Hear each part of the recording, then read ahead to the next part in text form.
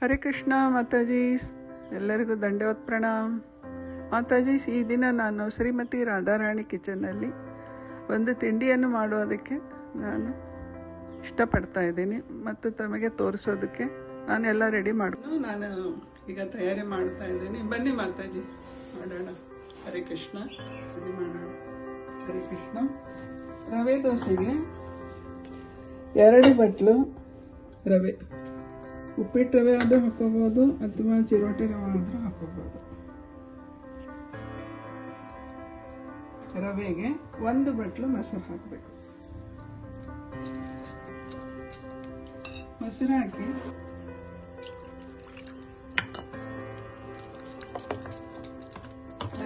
ರವೆ ನೆನೆಯೋದಕ್ಕೆ ಇನ್ನೊಂದು ಸ್ವಲ್ಪ ನೀರು ಬೇಕಾಗುತ್ತೆ.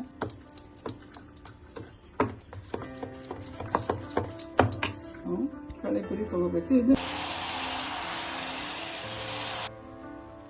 ಈ ರವೆಯನ್ನ ಮೊಸರಲ್ಲಿ ಹಾಕಿ 10 ನಿಮಿಷ ನೆನೆಯಕ್ಕೆ ಬಿಡಬೇಕು. ಆಮೇಲೆ ಈ ಕಳೆಪುರಿಯನ್ನು ರವೆ ಯಾವುದು ಬಟ್ಲಲ್ಲಿ ತಗೊಂಡಿದ್ದೀನ ಆ ಬಟ್ಲಲ್ಲಿ 2 ಬಟ್ಲು ಕಳೆಪುರಿ ತಗೊಂಡು ಅದನ್ನು ಸಹ 10 ನಿಮಿಷ ನೆನೆಯಕ್ಕೆ ಬಿಡಬೇಕು.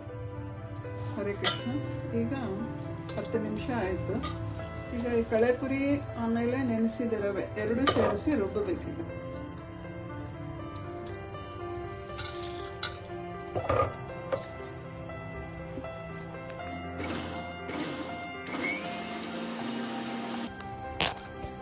ಇದು ರುಬ್ಬಿರೋ ರವೆನ ಒಂದು ಬಟ್ಲಲ್ಲಿ ತಕ್ಕೊಂಡ್ಬಿಟ್ಟು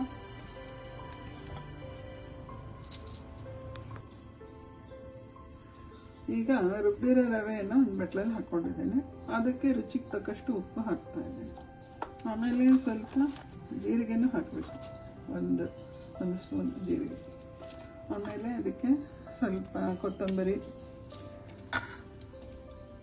ಒಂದು ಅರ್ಧ ಚಮಚ ಸೋಡಾ, ಅಡುಗೆ ಸೋಡಾ, ಎಲ್ಲವನ್ನು ಚೆನ್ನಾಗಿ ಕಲಿಸ್ಕೋಬೇಕು.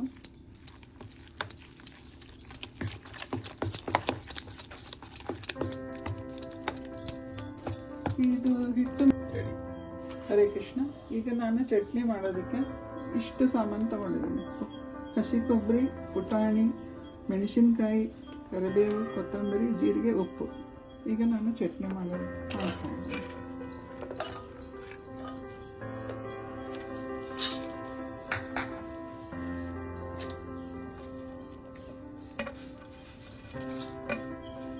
ರುಚಿಗೆ ತಕ್ಕಷ್ಟು ಉಪ್ಪು ಹಾಕೋಬಹುದು, ನಮಗೆ ಎಷ್ಟು ಬೇಕು.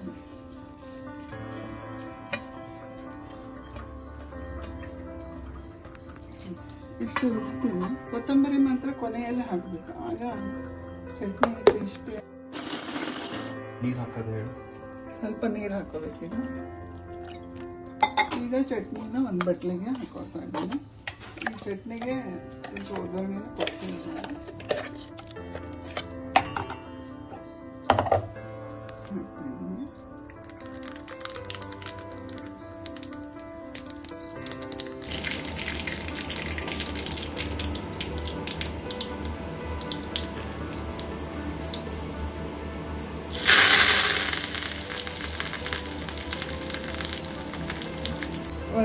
ಒಗ್ಗರಣೆಯನ್ನು ಚಟ್ನಿಯನ್ನು ಹಾಕ್ತಾ ಇದ್ದೀನಿ.